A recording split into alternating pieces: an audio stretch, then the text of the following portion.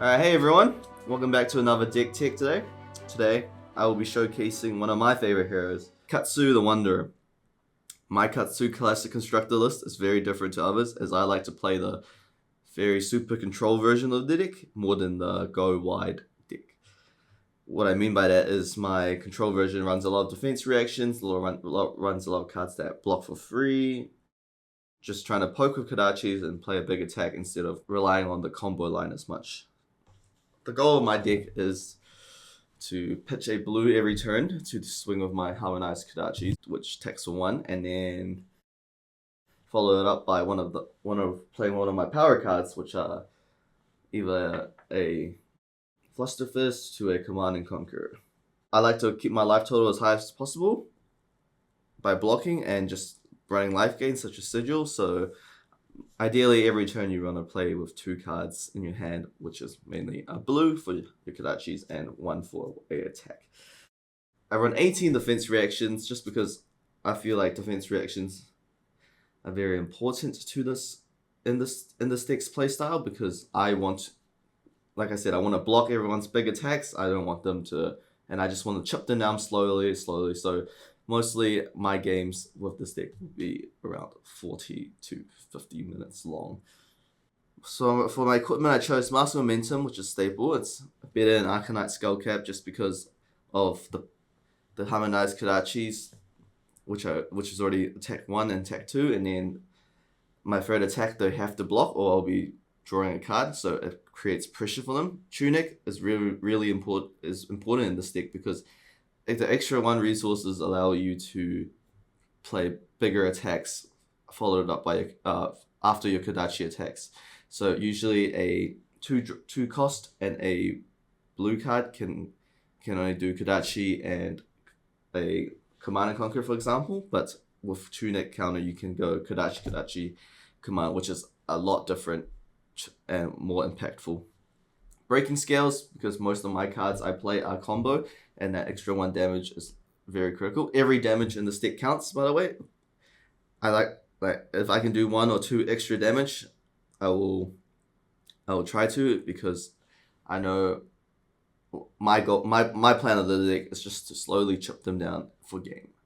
And then lastly, Snapdragon Scalers. I know some people would rather run Breeze Rider Boots because it blocks, but I feel like Snapdragon Scalers enables this deck to have really big explosive turns when needed be. So such as you could go Kodachi and then play a Enlightened Strike for 7 and then pop your Scalers and then follow up by another 5+ attacks such as maybe Command and Brutal. People might be wondering why I play Brutal Assault and Nourishing Emptiness, because I feel like these cards are very good. They block for free, and most importantly, they're 6 power for the Prism matchup, which is very good. And usually, my spread of damage goes 1, 1, 6. So that's 8 damage for 2 cards, which is usually pretty good. My side deck consists of 3 Exude Confidence, 3 Razor Reflex, and 3 Unmovable. These 9 cards I change time to time because on certain matchups. So sometimes the Exudes go in if I'm versing a, say, Control Mirror or something like that. And so do the Razors, because I can switch the deck's tempo very easily by putting these cards in, so I can play a little bit more aggressive. And movables are just for cards with big attacks such as Guardian, Prism, and so on like that. Just to 2 card block there, like 8 power or 9 power attack, which is very, very strong. For tips and suggestions, I like to suggest that you take advantage of your Flick Flex as much as possible. That card is very important in certain matchups and it will save you a lot of damage. Just remember, you do not want to take a lot of life to do big plays. You want to play really control, really disciplined. So that is my main deck. Now, I know everyone would want some alternatives, so here I'll give you some alternative choices. For Mask of Momentum, it's nice, but it's not needed in my certain deck.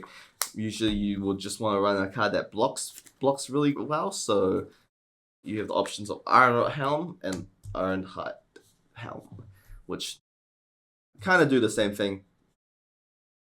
It's a good alternative. For Findle Spring Tunic, I choose to run Iron Rod Plate. I want a chest that blocks, which is Iron Rod Plate. The blocking for 1 damage is very crucial, so that's good as well. For Command and Conquer, you might not run it, but another good alternatives. For Command and Lion Strike, there's a lot of good alternatives. You can run Raging Onslaught. It's 6 power, and it blocks for 3, which is what Command's stats are. So that's a good alternative. Some new cards are Stony Wattenhog. This card is quite good. It's once again it's 6 power, and it forces 2 cards from your opponent's hand, or it blocks for 7. Another card is Surging Militia. Same thing. More cards. It gains power for each card that they block with. So it usually go attacks with 6 or 7. So yeah, you just want to do chip damage. And last card is everyone's favorite, Flying Kick. It works really well with Harmonized Karashi, and it's a 7 power attack and 3 block. So those are the alternatives. I hope everyone has enjoyed this deck. This is the deck list I'll be taking for the Dev-astation Season 1 tournament, and I hope you guys give this deck a try. Thank you for watching.